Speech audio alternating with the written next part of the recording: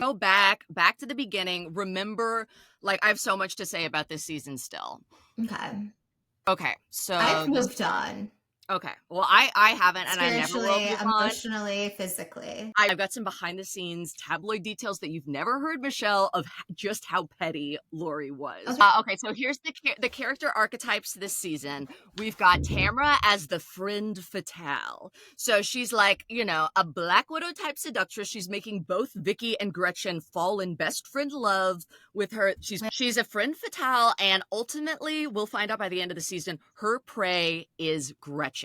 This whole time she's been friends with Gretchen over the past few seasons, it wasn't because she genuinely liked her. She still hates her just as much. It was just to stir shit up on the show. And then when she drops her, it's curtains for Gretchen on the show, period. Done. Vicki, her archetype this season is she's like the long lost true love of Tamra. She is looking for love in all the wrong places. But you know what? The one place she's not looking for love is in a bed with multiple partners, as we discussed the last time we talked about the season, which I think was 14 years ago. Yes, so that is true. So we are rooting for Vicki and Tamra as the one true pair, the friends who are meant to be, the true love. Sisters, best friends. Soulmate sisters, friends. But Vicki is also the woman scorned who has to wear the scarlet letter of all of her crimes that Lauri Peterson comes back to throw in her face on camera, and comes back to the show just exclusively to do that. To torment. Yeah, she comes in just to torment Vicki, and then she's like, gonna go back to my rich husband. Yep, bye-bye. It's so like Lauri, her archetype is she's the Count of Monte Cristo in this. She was like, you know, Vicki's servant, and then she got super rich, and then she, you know, went into exile, and then this whole comeback, like this whole revenge at Vicki, she plotted for 7 years. She's mad at Vicki for stuff that went on in the 3rd season of the show. And she orchestrates it so brilliantly. We'll break it down piece by piece. The way she's a mastermind. We will. She doesn't get enough credit for how brilliantly she played this season. Gretchen and Slade in the second half of the season, they are the villains, which is really where they always should be on the show. It's the only way they make sense because it's who they truly are when they're not faking. They are scheming, they're evil, contrived. They are a lot like, you know, in the musical Annie, where it's like Rooster and Lily St. Regis, and they're like, charmed, I'm sure. And they're like pretending to be... Yes. They're pretending to be classy. Sure. And that's exactly how Gretchen and Slade sound to me. Because I usually am fast forwarding their scenes. So just I was like, what? Yes. So they at the expense of a child, they are grifting and Stop talking about this kid. I didn't say Jason thought we were done talking about that. I didn't get into details, but I'm saying that's the parallel with Annie. Like they stole an orphan girl for money. And then, you know, it's... But I wanted that orphan to find a Daddy Warbucks. Exactly. Like Slade could be a Daddy Warbucks, but instead he's a deadbeat. He's Daddy No Bucks.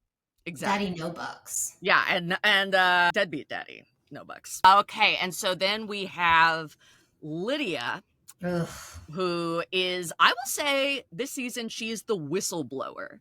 She finally, like, because everyone's become so numb to what a little piece of shit bitch Slade is, no one even calls him out for, like, all of his misogynist shit anymore. But and just, like, talking about her weight, like, ew. And she's new to that, so she's like, what the hell is going on? Like, they've all kind of given up on what a piece of shit he is, but she's like, this is, like, so unacceptable. She never met this guy. Yeah. Him.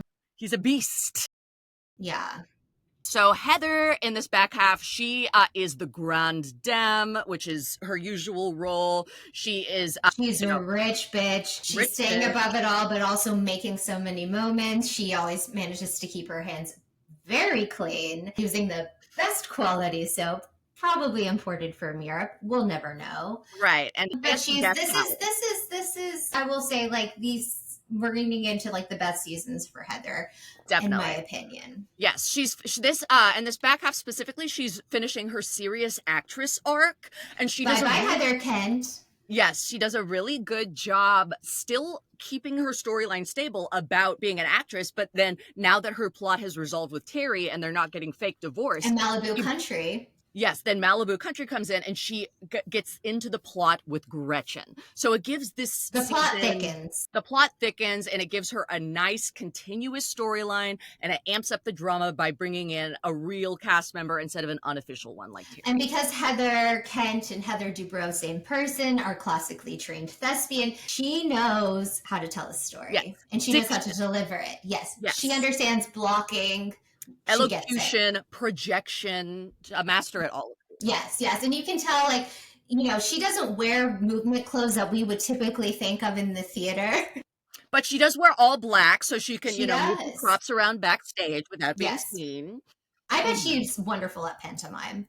Oh, for sure. She actually does pantomime often. Yes, with her hand. Yeah, that's her gesticulating is from her pantomime background. Yes, her inconsistent consistency. Yes. Alexis is the dead man walking. She's still here. She is the walking dead. She's still here, but she looks like a zombie. I mean, no, the false eyelashes aren't helping, baby. Yeah, she's so checked out, and she's like, she kind of knows this is the end for her. So it's actually the most likable she's been because she's like, she's not really trying to be. I'm not getting invited to things, whatever. Yeah, she's like, whatever, I'm gonna get fired. But she does have a nice last hurrah, fucking over Gretchen after Gretchen fucked over her, which is nice. And they both get fired at the end of the season. Fabulous. Okay, so the chief beefs, the main conflicts for this season are going to be, the big one is Lauri versus Vicki, a story of revenge. This is the main story. Gretchen and Tamara are involved. Like, it's really just Lauri versus Vicki, although it doesn't become clear because Lauri really, like, amps up all of the shit she's got on Vicki and throwing it in her face slowly until we get to the top of the mountain, so to speak. So the other big conflict is Tamara versus Gretchen, which is the breakup. It's the end of Tamara's rebound. She's back to her one true love, Vicki. And much like with Simon, this back half of the season, Tamara is looking for an out. She's looking for ways to get out of this relationship with her hands clean and make Gretchen the bad guy. And it's Tamara in top form, so she finds it. Heather, as she so often does, which makes her such a great housewife, she hops onto this plot as well and also goes after Gretchen. Lydia versus Slade is our last story, our C story, which is a classic tale of Jesus versus the devil. And Jesus does win. And also he arises in 3 days, 3 seasons when Lydia comes back to the show. Oh my God. Just as the Bible foretold. Yes. She died for our sins because the show was too scary for her because of the strippers. And then she came back in 3 seasons for Easter. For Easter, and she's in her Sunday best when she comes back. Yes, and she banished the devil forever. Banished the devil. Okay, so the inciting incident is the girls are back from Tamara's bachelorette trip in Mexico. Heather and Tamara decide, let's do a detente with Alexis. Let's do a peace treaty. We'll just be cordial. But Gretchen, who was actually the meanest to Alexis and Alexis never did anything to, Gretchen does not want this, like, peace treaty. She is incapable of, because it would mean she would have to apologize because she made Alexis the worst. They were best friends. She turned on her when the popular girls invited her, and Gretchen doesn't want to take any responsibility, and she doesn't want Alexis sneaking back and taking her spot in the group. So she's like, absolutely fucking not. She ends up threatening Tamara, and that's the end for her. Okay, so Lydia throws a salsa dance party to open the back half of the season, and that is a device. That's so fun. I love when they have like a crazy activity to do and dance, and they all dress up like insane. They've all got their Spanish roses, and they're like off the shoulder, like dancing. Yeah, and she's got chips and salsa. Yes, because it's a salsa. It's salsa. She's like, get it? It's salsa. I have salsa. And I really think that this is such a brilliant device. And her eyes, like, okay, like, this might be a controversial take, and I'm not putting her in the same category as this person, but I just will say, like, with the big eyes and, like, she kind of reminds me of Raquel. She does give Raquel, yeah, like, engineer, but making moves, like, yeah. But she's not, she has never done the things that Raquel has. She's not a heathen, yeah. And I think that she knows her multiplication tables. Yes, although I've read online. That's fake. It's fake. Someone went to school with her and they said that there was a group for people who didn't know math and they had to be in special classes Raquel wasn't in one of what she wasn't. She didn't watch Winnie the Pooh. Crazy story. She made it up so she'd have something to say on in a confessional for Vanderpump Rules. Anyway, okay, so back to the dance party. The reason I really like this is because it's like mix and match. Like Lydia's whole thing is she's the peacemaker. She wants everyone to get along, so she makes people change partners, and it does end up mixing up the group successfully. Yeah, I like it. Very smart. Like literally, like how did she come up with that? Well, she didn't. I think her greatest move, or her and the producer's greatest move of all, is that Brooks even surprises Vicki and shows with the roses in hand and a slick Willie sliding. And a slick Willie. Who is Slick Willie? Is that Bill Clinton? Bill Clinton. That's right. Yes. Brooks and Bill. I like some similarities. Yes. Charmers from Arkansas. And we're not saying the former president ever faked cancer. No. But he just, he did. He just charmed the pants off of lots of women. He did not fake cancer with that woman. So he surprises Vicki, but she doesn't seem happy. Also, like he's dressed like a used car salesman. Like the way that Brooks is dressed, like he just sticks out so much because everyone has dressed up like. Yeah, like truly, like everyone has like open like the guys are wearing like tuxedos, and like Brooks is just like he has like an untucked button-up shirt, like he looks like he bought his like the flowers from Kroger. Yeah, not that there's anything wrong with that, but he looks like shit. He looks like dog shit, and Vicki's like, "This is the nicest thing any man's ever done for me," and it's like, yowza. But she also like it's like they're not like as affectionate. She seems so weirded out by the whole thing, which is like a red flag. Yeah, and she's like, but then she's also just like happy that she's there, like he's there because she like one thing about Vicki, and it's true to this day, she cannot handle being alone, and she cannot handle a lonely home. She cannot handle going to events without a partner. That's why she wants all the trips to be just girls, because if some people have partners, then she'll be so jealous not having her partner. Come here. So this was like meant to be a nice thing, so she would have someone, but we learned that it's because Brooks just wanted to be on camera. They actually broke up 3 months ago. He dumped her. Mm-hmm. But everyone mixes it up. They're switching partners. Vicki and Heather dance with Eddie. Tamara dances with Brooks and Jim Bellino. It's fun. It's fun to see all of it subside until the salsa's eaten. Lydia eats the salsa. Lydia eats the salsa, and beside her, Slade snidely says, I'm going to call her Cheeseburger because she needs to eat a cheeseburger to Gretchen. And Lydia's like, excuse me? You're standing right here. Yeah, she's like, I can hear you. And he's like, what? That's a compliment. It's a compliment. You can't take a joke. That's how I joke. And she's like, well, no, a joke would be like if you said it to me. You said it behind my back to my face. But right in front of me. And he's like, well, if I wanted to say it behind your face, then I wouldn't have said it when you're standing right there. But then she's like, but you just said that you were only saying that to Gretchen. Like, it makes no sense. And then Gretchen's like weirdly trying to defend the situation. It's like, that's a horrible thing to say. And Lydia's very right here. You don't talk about a woman's body fucking ever.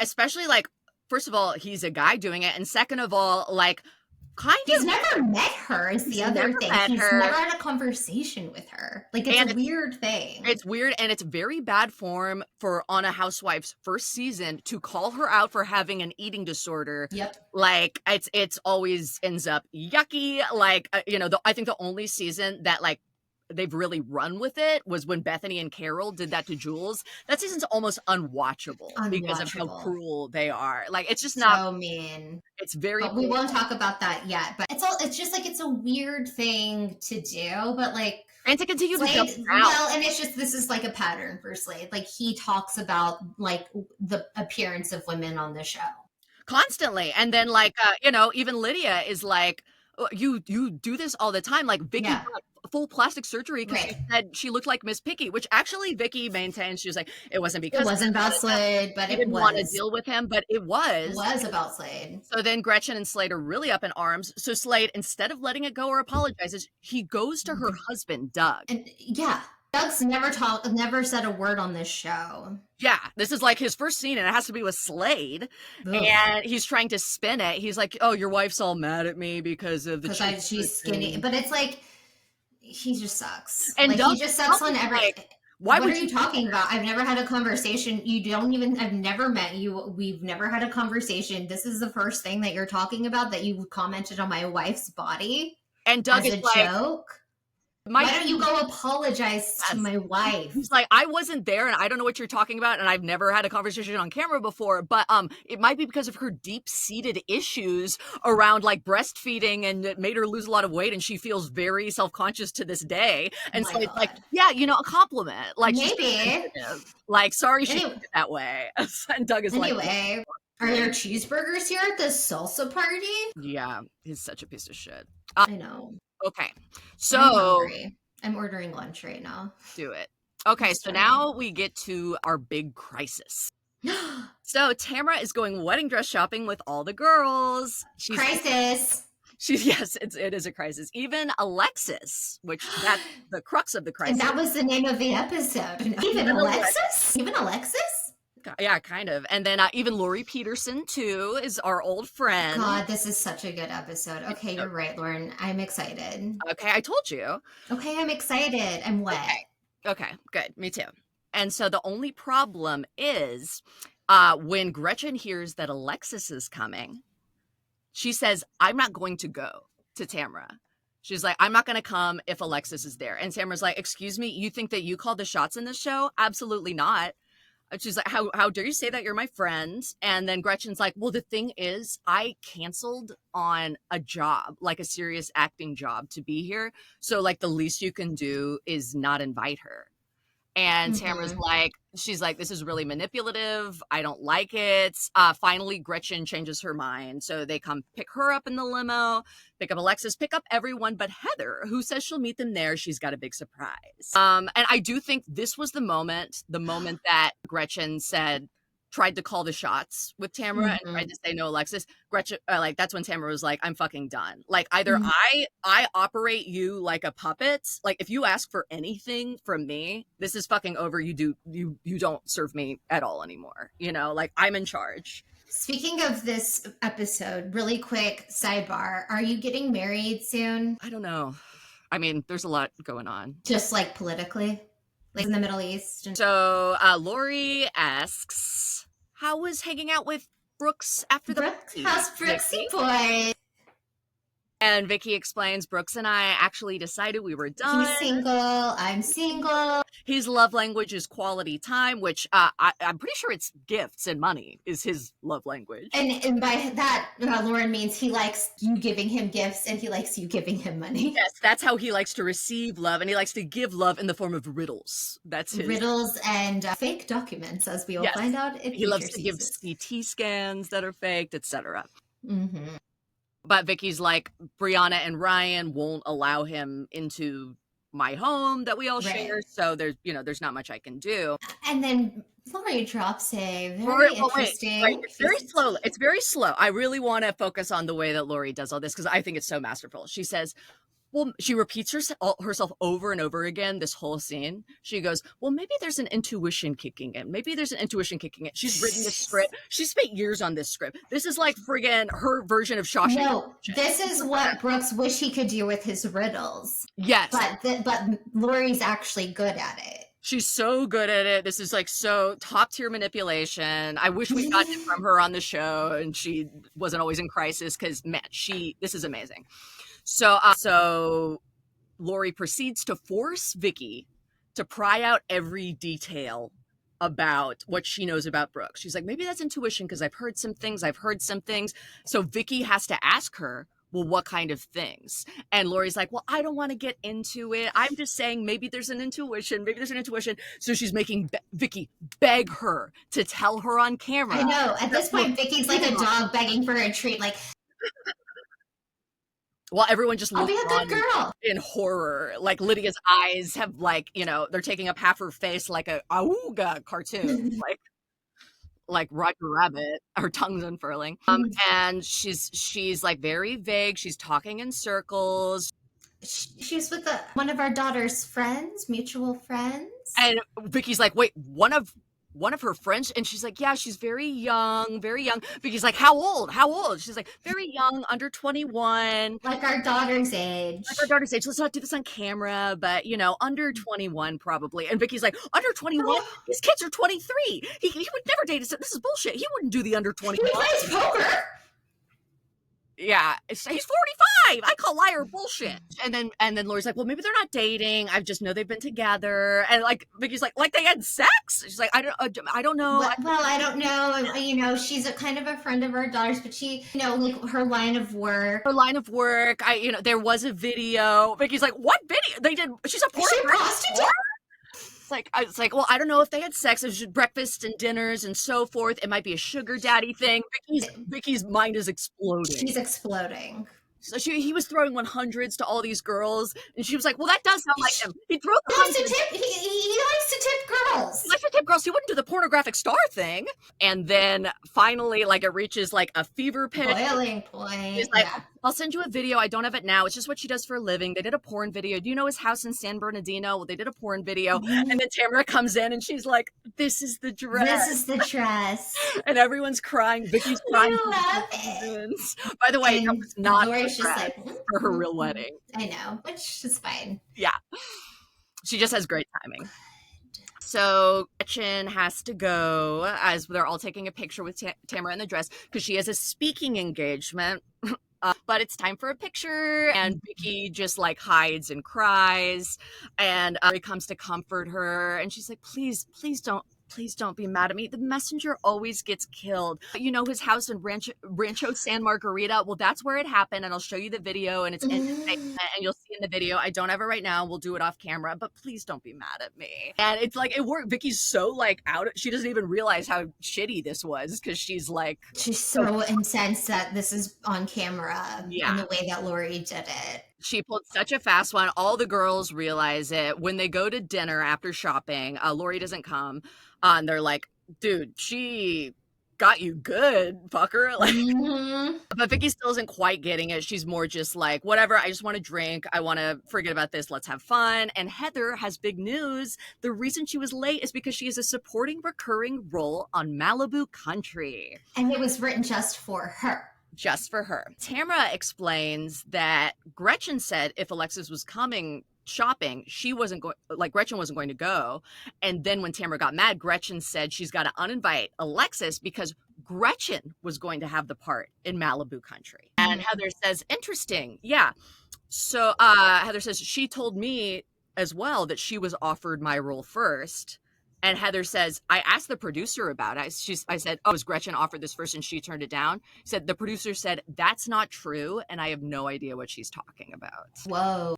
So now, not looking good for Gretchen. She's got Heather coming after her. She's got Tamara coming after her. She's been caught in one of her many lies and exaggerations on camera. And she's got Alexis coming after her because she did the same thing to Alexis. She said that Alexis's anchor spot that she was so proud of, hosting, that she was second choice after Gretchen. So she's got everyone pissed. And even Vicki, who's blackout drunk, because she's so upset, is she's a liar face. So everyone's coming for Gretchen. They're on fire. So we come to the next crisis, and we're gearing up towards the climax of the season, people. It happens early. So Lydia organizes a trip to Whistler, Canada, which ordinarily I would be like, what the fuck? Yawn, but these girls make it hot, hot, hot. It is the best, winter trip I want to go. History. Yeah, I want to go to the Whistler, Canada Four Seasons. Look at all the amenities. It was so clearly sponsored. I know, but it looked lovely. It looked like Christmas. And it was perfect setting because revenge is a dish best served cold. So like a gazpacho. So in the Canada bus, we drive north up the mountain of rising. They drive on the other side of the road there. Do they in Canada? No. We drive to the climax of the season. Heather announces she's got to leave the trip early to do Malibu Country. Which is insane. This is so crazy to me that she even showed. She was in Whistler for 2 hours. I mean, she did it. Flew all the way there to get on the bus to be like, I gotta go. Doesn't even have. It's so insane that she even did that. It's so funny. But it's just for this scene. She wanted to be there to call out Gretchen. which like that's professionalism. She's a pro. So Tamara says, oh, Gretchen got a call too. And Heather said, oh yeah, Gretchen, you mentioned that, but they said you didn't get a call.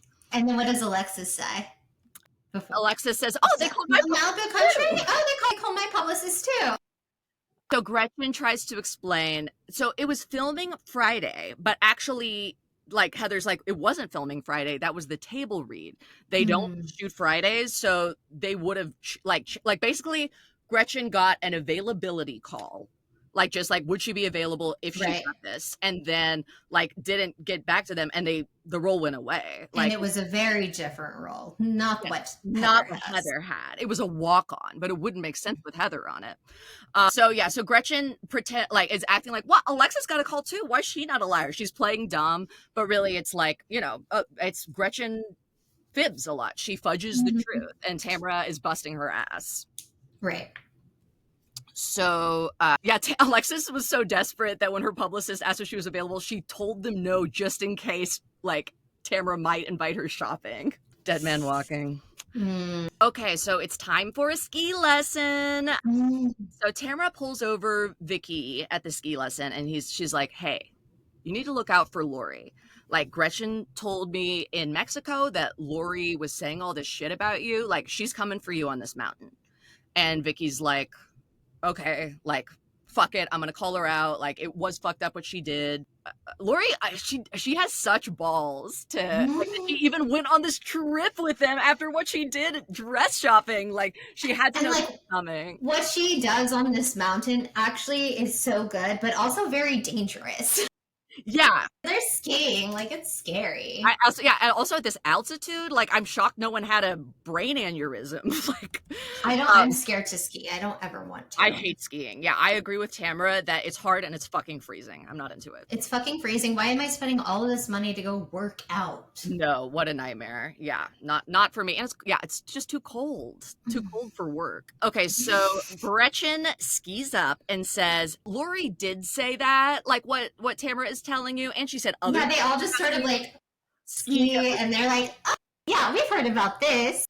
Just like slide into the conversation. Lydia's like, hi, what's going on? I know what happened. Yeah, I heard about this. So yeah, Gretchen she just can't even take it anymore. She's so excited to bust Vicki. Be like, you are a hypocrite for saying that I cheated on Jeff because you cheated your whole fucking marriage. Jeff was dying of cancer. It's like, honey, let it go. And so Vicki admits, yeah, I was unfaithful. Don was unfaithful. We both admitted it later. And actually good work that she gave that up on camera. But also, I fucking hate Gretchen, dude. Gretchen is so delighted. She is like pink with like cold and glee. She's like, oh, you didn't own it. Or you did this. And then Vicki's like, well, at least I'm owning it. I'm saying it right now. You are still not admitting when we caught you hooking up with someone else. And so then Tamara, her like wheels are turning during this. Like, Vicki's like, why aren't you mad at Tamara? Like, she's the one who did it most of all. I was just like, why are you guys best friends now? And Gretchen's like, it's fine. Me and Tamara are fine. And it's like, Tamara, it's clicking that Gretchen is using her as much as she's using Gretchen. Like, Gretchen's still fucking pissed at her. And Tamara's like, this is fucking done. Like, I'm 100% out. It's like the same as the Simon in the back of the limo scene. This is like, she has to like play nice for a little while longer, but she's like, it's over. It's done with this girl. Like, I use her. She doesn't use me. Right. And we ski all the way up to the climax on the mountain of tension, stakes, and volume. So now Lauri skis up. Just skis on up. And Vicki goes, not cool, Lauri. Not cool. Not cool. Lauri's like, I'm not your secretary anymore. She doesn't say that, but that's her tone. Yeah, she's like, I'm richer than all of you. I'm a princess now. I'm a countessa, and you had sex with multiple partners. Vicki says, I saw it. Yeah, and I never said that you did. I just said that you were in bed with more than one person in New Orleans. She was very clear with her language about what she said and didn't say. And she chose to bring up this scenario because we later learned it was his sister that Vicki was in bed with another woman. So obviously they were not having sex. Yeah, they were watching a movie. Vicki can't defend herself because then it seems like she's saying on camera she fucked her sister. Right. So that's where we get a later great line from Jill Zarin in Ultimate Girls Trip when Vicky's explaining this. Oh, that's tough with a sister. Oof.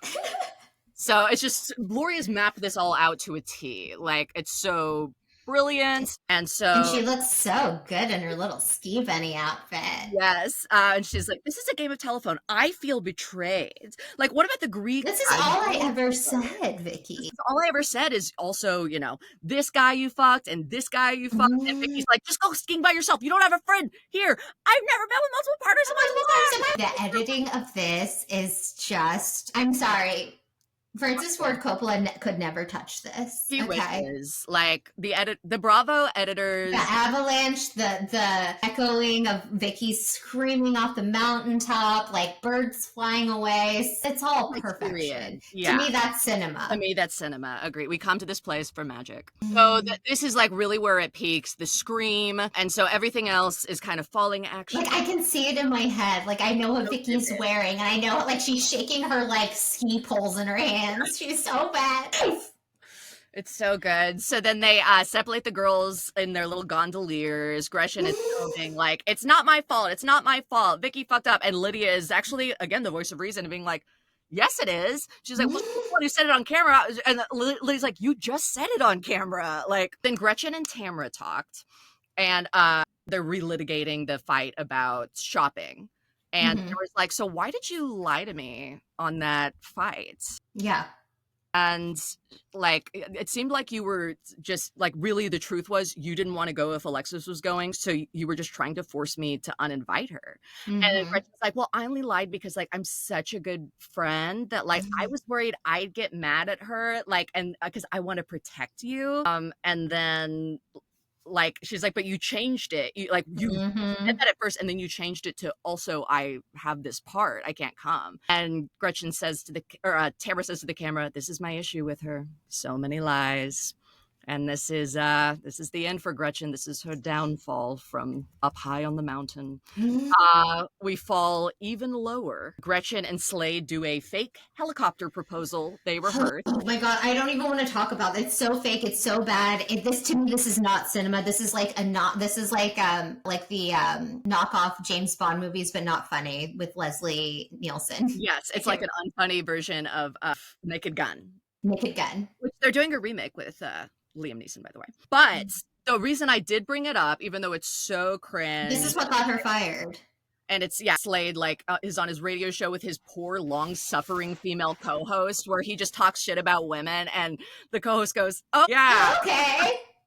Funny. Oh my god, it's so funny to talk about women this way. I love this. So she plays the Gretchen song for him so they can promote Gretchen's music career. The whole thing is planned. Like she didn't like as if we weren't like tortured enough with Gretchen singing in Pussycat Dolls. Yes, it's like they just can't stop pushing their own agenda. They're so fake. Also, we didn't mention Gretchen has been wearing bright blue color contacts with no pupil in them this whole season and looks like a doll. Like, it's terrifying. But this is what got her fired. Like, I saw a thing with the producer. Yeah. Andy like always watches like clips and like the season, and he takes notes. His note after this scene was nice send off for her. It was just the end. So fake.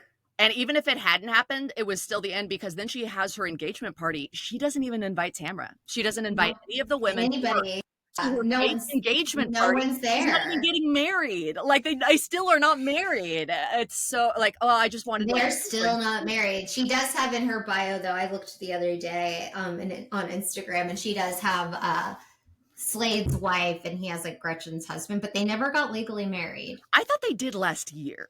We'll have to look into it. They're not. No, I did look into it. They're not legally married. Yeah, they're not legally married. People won't ask because they probably still have to pay that back child support. Like, anyway, the helicopter is the Deus Ex Machina that saved us. And as far as I pronounce it, the Deus Ex Machina. The Deus Ex Machina, yeah, because they took a big deuce all over this season, and the Bravo machine said, "Get the fuck out! You guys are exes. Fuck out!" So the Dubrows sell their house, setting up a new season story as they build another house. Chateau Dubrow, yes. Chateau Dubrow, and then finally we get the thrilling resolution of the season at Vicky's Winter Jubilee Winter Formal Snowball. Okay, I loved this party. It's so good. It's jam-packed. I know, I love the decor. She's like, I was inspired by Whistler. And it's like, no, you weren't. But somebody was, because it's actually like insane. I have to say this about Vicki's backyard. It is my favorite backyard of all the housewives ever. Yeah. Like, it's just I love that backyard. I love the pool. I will love it. It's like lagoon-like. It's so gorgeous. It's gorgeous. The palm trees. Like, she has a grotto. I love it. Yeah. Especially when she's alone and single and she's walking around the grotto and it's like the Playboy Mansion, like, pool, but she's alone. She's like, I have nobody in this life Yes. to share this grotto with. Based off of the Playboy Mansion pool. She will always be famous. She will always be famous. So what a better denouement to Slade's time on the show and the season than all of the women really explaining why Slade has no business on the show once and for all. Lydia leads the charge when she sees him again, calling him a douche lord. Tamara and Vicki stand up for themselves. They say you should not treat women that way. It fucking sucks. It feels so good. And then we learn at his end blurb that his horrible radio show is no longer around because the station was bought out by Christian radio and he's a very unchristian person. Jesus triumphs once again. It's a very Christian. But what else happens at the party? So Tamara and Vicki exchange friendship bracelets bigger than Gretchen and Tamara's as a token of their reunion and that Gretchen is dead to them. And Heather finally have it out about Malibu country. Heather is mad that Gretchen tried to pull the same shit on Alexis. And she's like, you don't pull the same shit on Alexis. That you don't do that on me when this is like acting plot. And then Gretchen just keeps doubling down and saying, well, I was offered that part first. So this is like Gretchen's final bridge. She could have rebuilt, but instead a bridge too far. A bridge too far, indeed. Lydia also brings her mom, her hippie stoner mom, who loves weed, and she likes throwing glitter on everyone. Yes, and this was back before we knew that glitter is essentially like a plague or herpes and actually something very bad to throw on people because you can never get rid of it and it clogs toilets. She's a sweet lady. She's a sweet lady.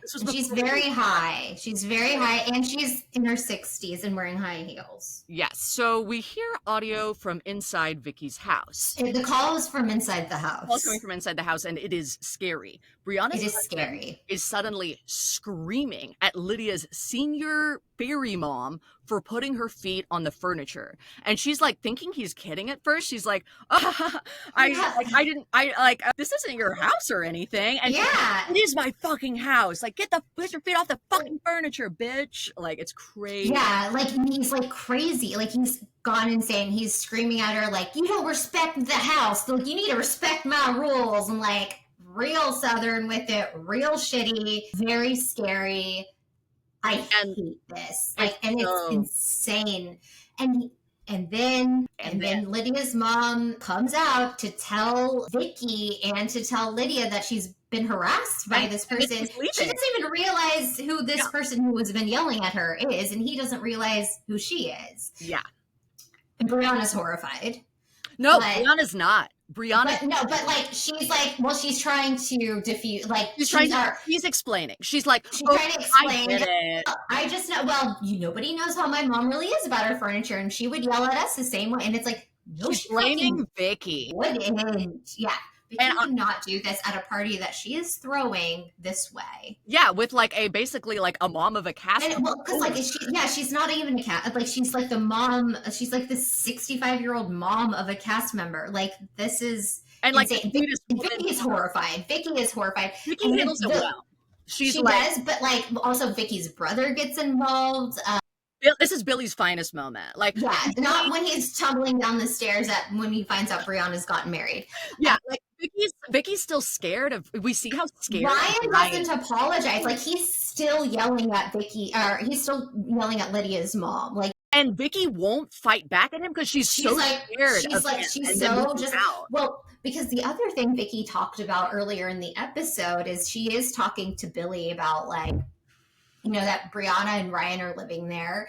And, Billy's like, I don't like that he thinks that like this is his home. And because Vicki's explaining to him that he got like security cameras for for the whole house. And like, she's scared, like she's been on the camera. Like, it's really weird. Like he has completely taken over the home and treating it as like it is his home. And I'm sorry, paying $1,000 a month is not enough. Like, That's not going to give you access. It's still not your home, and she is right. Like, it is not his home, but like she's lost control here. Yeah. And like what he's doing and the rules that he's putting in place, like she's lost control. And this is what she always does when she has something she needs pushed on camera but is too scared to do it. Right. She flies Billy in, and she's really scared of Ryan. She's scared of Ryan and Brianna leaving, so she's not going to stand up to them. She just tries to convince Lydia's mom to stay. And Billy is like, "Dude, this is not your house. You have to. This is not your home." Well, like as much as we don't like Brooks, and we find out especially why later, like it isn't up to Brianna and Ryan if Vicki can have her boyfriend at their house. Like, it's not their decision.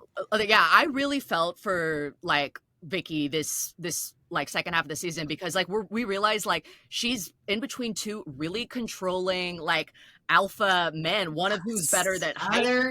Yes, they're like in a kind of like ego dick war against like who can control her more. And and Ryan's really drunk, and he's just, the fact that he, like, even after he realizes and everyone's talking to him, like, you need to not speak to her that way. And then, well, and Vicki even says, like, she's an elderly woman. He's like, she's not elderly, don't fucking call her that. She's a piece of shit, she's a bitch, she's a disrespectful bitch. Like, his obsession, like, about like all, he's just seeing red, like just that she's disrespecting the home is crazy to me, because actually Ryan is the one disrespecting Vicki's home the most by not letting her have the person she wants to have over at her house, and just taking it over and putting up security cameras, like doing all this stuff without even checking with Vicki is bizarre and scary. And like, I think that the reason he flipped out and got so mad is all of his resentment is actually towards Vicki. He projected it all on this different like 65-year-old woman. Right. He feels he's so about alpha and manhood, and he hates that he's having to live in mother-in-law. I'm like, okay, here's the thing. Ryan didn't realize like he was still mic'd, and like, you know, it's one of those that Bravo's good at, is like people not realizing that even if you're not on camera, a hot mic, they're gonna still pick that up. Because it made me, and I'm not saying that he has, but I'm just saying, like, if this is how he speaks to somebody he does not know, like, I can't imagine the things that he had said to Vicki, like the things that maybe he said to Brianna. Yeah. Like, it's weird, and he wasn't backing down. That's even crazier to me. Like, he scares me. He's scary. Serious issues with toxic masculinity and rage, and what's more, although I do think that he's sober now. I don't think that either of them drinks anymore, which is good. That makes me optimistic. So, but we do end on a slightly peaceful note. Like, Alexis, Jim, Heather, Tamara, and Vicki are all just like joking. Like, first, like, Vicki is like still dealing with the situation, and they're just joking like good-heartedly about Vicki. Jim is like, look, I know she loves Brooks, but you just gotta let her, you know, even though he sucks, you just gotta let her do her thing. And Alexis is like, yeah, I mean, if you tell her what not to do, then like she's just gonna do it more. And Tamara's like, gonna do it. Totally, I know. And Jim is like, I mean, you know, like, I try to teach, I'm older than Alexis, I try to teach her things all the time. And then like Alexis is interrupting him, and it's like, oh, we see that finally there's kind of some, she's got the upper hand in their dynamic, which is what we always wanted. And for him not to, now it's according to Alexis, not according to him, and we can send her on her way. Send her on her way, and she doesn't get a spin-off. Nope. But she like Jesus. And like Lydia, she does come back. She returns, but she doesn't return as a Christ-like figure. No, opposite. Yeah. I would say the theme of this season, this back half, is the past will always catch up to you. Like, whether it's a Count of Monte Cristo type vengeance from your former secretary, or like, family can destroy your reputation. Yeah. Like Vicki's sister being in bed with her, and her son-in-law. Yes, family ties. And then also, I think another concept we see a lot in this season is the shadow self. Like, Gretchen keeps calling it hypocrisy. Vicki's such a hypocrite. Why can't she see that she did the same things I'm guilty of? But as Gretchen is saying this, she's digging her own grave, because she's the one being a hypocrite, not being secretly hating all of her cast members and not being willing to move forward. Lots of hypocrisy, which is great TV, baby. Okay, so the epilogue to our tale, the reunion, it's our first 3-parter. Alexis, Tamara, and Vicki are now the I Hate Gretchen Club. So Gretchen brings up Bass Lake again, and then the smoking gun we finally get. We wouldn't have even gotten into it if Gretchen didn't keep bringing it up on the season and the reunion. And Alexis says, she's like, well, you never saw anything, right, Alexis? And Alexis says, well, I did see her sitting on her boyfriend's lap and kissing him on the lips all the time. Ay, ay, ay. And so I just love that Alexis finally gets her revenge on Gretchen being such a piece of shit to her. And Gretchen's like, well, we all do that, right, guys? And they're like, I mean, with our gay friends, with our husbands. But is this what the big revelation during the reunion is? No. No. Okay, well, I've got a little more tea on Lauri. I'm going to bring Lauri back, too. So she's told a lot of versions of the reason that she wants revenge on this show. She's like, oh, you know, it's like that Vicki released an email from George's ex-wife recently to the press and it went viral. Yeah. Then she told another story where it's like, actually, it was years ago, and actually she just sent it to Gina. She's told so many versions. Went to the OC Register, got us a subscription, and found this. I know, I saw it. 7 years ago. Oh my God. Season 3. Vicki got a call while Lauri was still her executive assistant, and she didn't recognize the voice. It was the mother-in-law, George's ex-mother-in-law. That night, she received an email that said a lot of bad stuff about George and just showed it to Gina. It was not released to the press. She just showed Gina, and Gina told Lauri. This was when Lauri was still on the show. And what's so crazy is not only has it been 5 years, but Lauri, like George's ex-wife, had a YouTube channel where she was talking about George all the time. She was talking. Well, and her son, Lauri's son, lived with her. Yeah, like Gosh, son lived with her. So crazy. She was best friends with a tabloid reporter and would give them all this gossip on Lauri and George. Like Vicki really didn't do shit other than like she got an email from this lady that was trying to like protect Lauri, and she showed it to Gina before she sent it to Lauri. Lauri can't even get her story straight, like which is a good thing for us. It is, because now we know the truth. And I just love that, like, over something this small that like didn't really have any impact in Lauri's life, Lauri was this determined to the second that her son was okay, she came back on camera to fucking fuck up Vicki's life, her business, her show, everything. And that level of petty is why this is the greatest comeback of all time, in my opinion. And now we said it. We don't even have to talk about the other thing in the reunion, but we should, because it is very famous. Oh, wait, I just want to say one last thing. Lauri Peterson she is the original John Jansen. She paved the way. She paved the way for. Don't ever compare her to John Jansen. It's so true. Look at the season, John. But we like Lauri. We like Lauri, but he's copying her, is what I'm saying. So he's awful. He's an awful replica. Yes, he's boy version. He's like Slade version of Lauri. I hate that man. But he's taking the cue from her playbook where it's like, no one was thinking about you. No one was talking to you. Shannon didn't do anything to you. And now you have made it your whole life's mission to try to whole life's mission. Life. Look at that dog. Oh, she's got a bow tie on. She went to the groomer. Oh, she got a skeleton bow tie. Okay, you gotta wait. Wrap it up. We gotta wrap up the worst part of the reunion. Okay, yes. The revelation. We find out about Brooks. We find out something that Brooks we find out Brooks is on the he's at the reunion telling Brianna's also there and they're telling everyone, Brooks and Vicki, that they are not together, and Brianna confronts him, and so this all starts. Brianna's watching a playback of him being in scenes, and she's screaming the whole time at Brooks about what a piece of shit liar he is.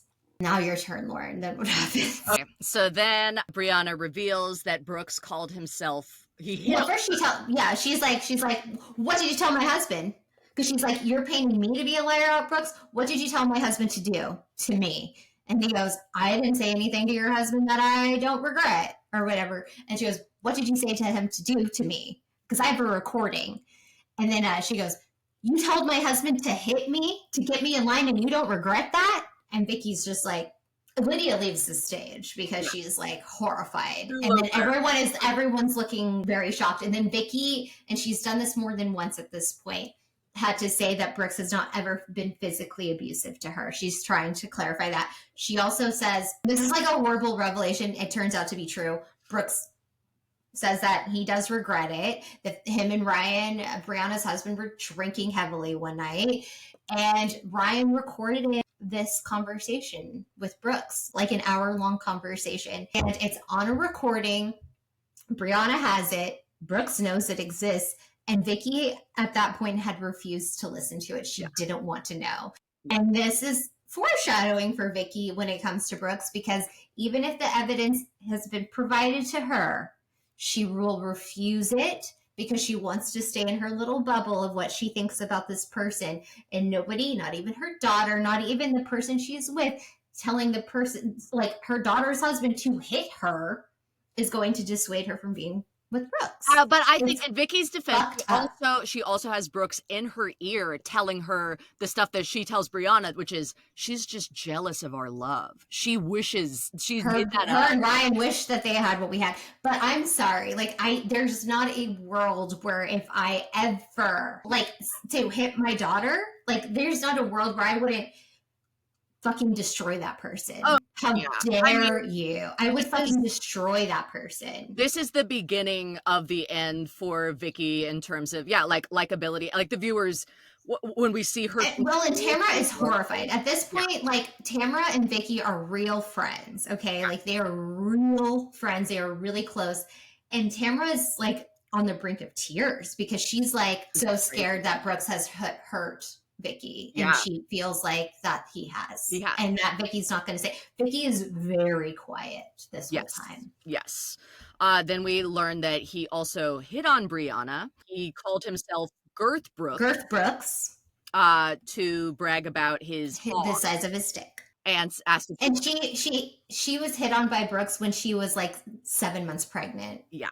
Which is disgusting. Brianna also does say that, she's like, this reunion, cut it if it wasn't this reunion, but it was this reunion because he didn't show up to the next one, about how, Vicki's like, he's never been physical with me, but Brianna's like, I've seen the stuff that he's done to you. And he's, like, she's like, oh, are you talking about when he was like shaking me? Like that he wasn't hitting me. And she's like, if he does that in front of people, what is he doing behind closed doors? Yeah. And one would think, like, if we're putting the timeline together, like, Brianna and Ryan, they didn't see him for 2 years. They refused to be around him. So presumably this did happen like around this time. I mean, it does make sense why they wouldn't want to be around this person. Actually, I take that back. The cameras, all of it. Yeah, they were right to not want Brooks around their children. I mean, if he's hitting on your pregnant wife and then separately is telling you to hit your wife, you don't want to be around that person. Okay, they were right about that. And he is a piece of shit. Brooks is a disgusting person, but Ryan was wrong the way that he yelled at Lydia's mom too. Agreed. So that's the end of the season. Happy times. Let the good times roll. I would say the required viewing, like the top episode of the season, if you watch one episode, it's got to be the Cold War. Yeah, on top of the mountain, season 8, episode 15. It's you've definitely seen the clip. It's such a classic. It's just such a classic. It's like it's canon. It's canon. It's camp. It's great. Very climactic. What grade would you give this season, Michelle? Okay, no, I didn't want to talk about it right now, but then I feel good that we talked about it because it's such an important season in the history of like the entire Housewives franchise. I would say, God, I'm going to give it an A. Like it's really important. There's some of the most classic episodes are in this season, moments, and this reunion was first 3-parter. It was a first 3-parter. It was shocking. And it is the beginning of the end for Vicki. Yeah. It's just like, also like, it's special to my heart because we finally get rid of Gretchen and Slade. Like, I love that. I mean, like, the worst part is that they're still on this season and the fake engagement and all of that bullshit. But it's crazy, the Brooks stuff. Like, we're just really getting started with Brooks at this point. Yeah. And it's going to take a wild turn. It's wild. Another thing that's special about the season is this was the 100th episode of OC happened during this season. So we are kind of slowing down in our OC coverage. If you've noticed, we're also doing some recappage. We're doing some guests. We have really exciting guests. Like, recapping, like, this season, I think we're going to take a little... Well, we're still going to be recapping the episodes of, like, the new season because this current season, because it's so insane what's happening on and off camera with these girls. But we have a really exciting guest coming. Yes. Yes, and if you are missing our big long lessons like this so much, please reach out. We will get back. Tell Lauren directly, because I was like, I don't want to do this. I did this kicking and screaming, but I'm glad I did it. And honestly, like seasons 9 and 10, when we recap those, like those are the most epic seasons of any television show there ever was. Sorry, MASH. Yeah, no, MASH's finale can suck my dick. I know. I don't really care about the ending of Cheers. I really did like that show a lot, though. It's good. The pilot is the gold standard. Of Cheers? Right. Pilot of Cheers? Yeah, it's the gold standard of 3-camera sitcoms for writing. Yeah. I also give this season an A. I'm excited to get into 9 and 10. I'm excited to have our guests episode. Do you think your ex-boyfriend would do our show? He might. I mean... See if you can get him on here. Don't tell Kim. Don't I care. Yeah. Shh, guys, listeners, don't tell Kim. He's not like my ex-boy. Like, we, used to hang out. And then... You did the deed with him. We did a few deeds. Dirty deeds. And another exciting thing about when we get to season 9, we'll get the one and only Shannon Bedore. Okay. So I was like, oh my gosh, she's gonna be on the show, but she's not gonna be on our. I was like, she's coming? No, I wish. She starts being on the show. All right. So are you ready for oral exam? One really quickly. Okay, do it. Okay. And your time starts now. Okay, in this essay, I will prove you're in a bad space mentally when not only are you just binge watching episodes of reality TV over and over again, taking down whole seasons, like we do every fucking week. Yeah. Because our podcast is basically like psychosis recorded, depression, as an art. Right. This is how bad my mental space is right now. I have started reading the feed. From Big Brother, like the recaps of like they have the feeds going in the TV. It's a house filled with cameras. Stop reading. I have read all of the 2007 7th season of Big Brother feeds. Every conversation, every time someone farts, every time how late they sleep, when someone poops, what they ate, who was on Lauren, top.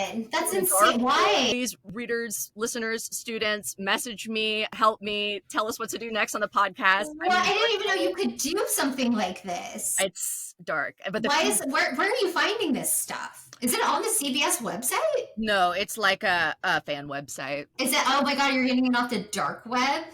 Yeah, sorry, that was my dog. In the dark web. I'm getting some, and it's really dark in there. It's so nasty. So nasty. Oh god, that's a minute by minute description. Yeah. See, now my dog's barking. I know, our dogs are barking. All right, we gotta go. My dogs are barking. All right, love you guys. Bye. Bye. Oh wait, is it? Well, we gotta wait for it to upload. God damn.